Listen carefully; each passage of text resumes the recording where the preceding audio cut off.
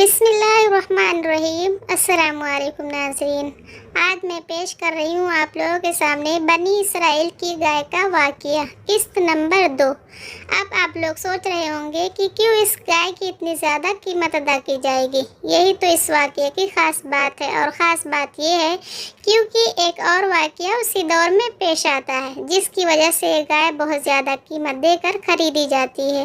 یہ بظاہر تو بڑی عجیب و غریب بات ہے کہ کوئی اتنی قیمت کیوں دے گا، لیکن ماجرا یہ ہوا کہ چند ہی دنوں بعد بنی اسرائیل کی ایک بہت مالدار آدمی جس کا نام امیر تھا، اس کے چچا کے دونوں لڑکوں نے اس کو قتل کر دیا اور اس کی لاش کو ایک ویرانے میں ڈال دیا۔ صبح کو قاتل کی تلاش شروع ہو گئی، مگر جب کوئی سراغ نہ ملا تو کچھ لوگ حضرت موسیٰ علیہ السلام کی خدمت میں حاضر ہوئے اور قاتل کا پتہ پوچھا تو آپ نے فرمایا کہ تم لوگ ایک گائے ذبح کرو اور اس کی زبان یا دم کی ہڈی سے لاش کو مارو تو وہ زندہ ہو کر خود ہی اپنے قاتل کا نام بتا دے گا۔ یہ سن کر بنی اسرائیل نے گائے کا رنگ اور اس کی عمر وغیرہ کے بارے میں بحث اور قریش شروع کر دی، اور بالآخر جب وہ اچھی طرح پوچھ تاچھ کر چکے کہ فلاں قسم کی گائے چاہیے تو ایسی گائے کی تلاش شروع کر دی، یہاں تک کہ جب یہ لوگ اس لڑکے کی گائے کے پاس پہنچے تو ہو بہو یہ ویسی ہی گائے تھی جس کی ان لوگوں کو تلاش تھی۔ چنانچہ ان لوگوں نے گائے کو اس کے چمڑے میں بھر کر سونا اس کی قیمت دے کر خریدا اور ذبح کر کے اس کی زبان یا دم کی ہڈی سے مقتول کی لاش کو مارا تو وہ زندہ ہو کر بول اٹھا کہ میرے قاتل میرے چچا کے دونوں لڑکے ہیں جنہوں نے میرے مال کی لالچ میں آ کر مجھ کو قتل کر دیا ہے۔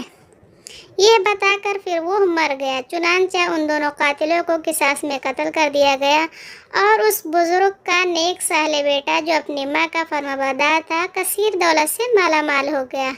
اس پورے مضمون کو قرآن مجید کی مقدس آیتوں میں اس طرح بیان کیا گیا ہے۔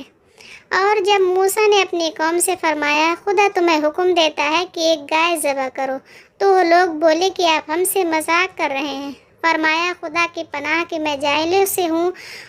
بولے اپنے رب سے دعا کیجیے کہ وہ ہمیں بتا دے گائے کیسی ہو۔ کہا اللہ فرماتا ہے کہ وہ ایک گائے ہے جو نہ بوڑھی ہو اور نہ زیادہ عمر کی ہو بلکہ دونوں کے بیچ کی ہو، وہ کرو جس کا تمہیں حکم ہوتا ہے۔ بولے اپنے رب سے دعا کیجیے ہمیں بتا دے اس کا رنگ کیسا ہو۔ کہا اللہ فرماتا ہے وہ ایک پیلی گائے ہے اور جس کی رنگت دیکھنے والوں کو خوش کر دیتی ہے۔ تو وہ بولے اپنے رب سے دعا کیجیے کہ ہمارے لیے صاف صاف بیان کرے وہ گائے کیسی ہو، بے شک گائے میں ہم کو شبہ پڑ گیا ہے اور اللہ چاہے تو ہم راہ پائیں گے۔ کہا وہ فرماتے ہیں وہ ایک گائے ہے جس سے خدمت نہیں لی جاتی کہ وہ گائے نہ زمین جوتتی ہو اور نہ کھیتی کو پانی دیتی ہو اور نہ اس سے کوئی کام لیا جاتا ہو، اور وہ بے عیب ہو جس میں کوئی داغ نہیں ہو۔ بولے اب آپ ٹھیک بات لائے ہو۔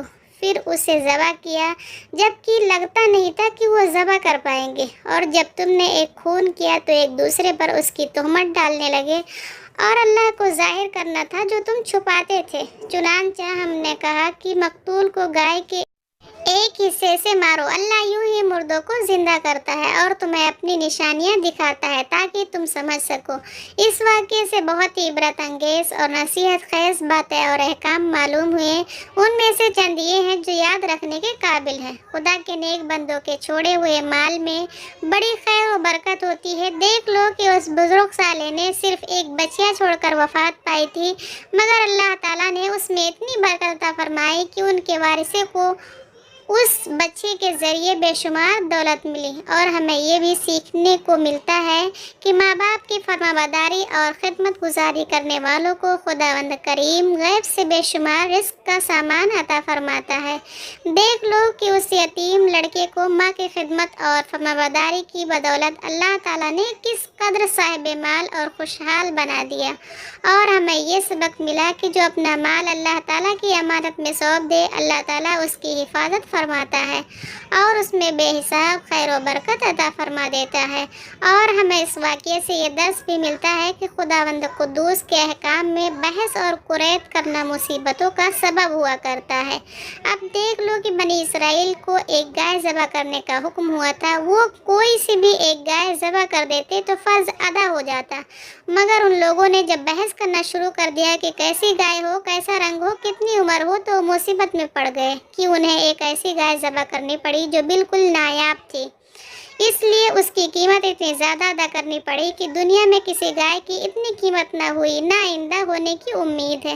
امید ہے کہ آپ نے اس روحانی قرآنی واقعے سے بہت سی معلومات اور بہت سی نصیحتیں حاصل کی ہوں گی۔ اسی طرح کی مزید سچے روحانی قرآنی اسلامی واقعات جاننے کے لیے ہمارے ساتھ جڑے رہیے اور ہمارا چینل اسلامک نشریات آفیشیل سبسکرائب کر لیں۔ جزاک اللہ۔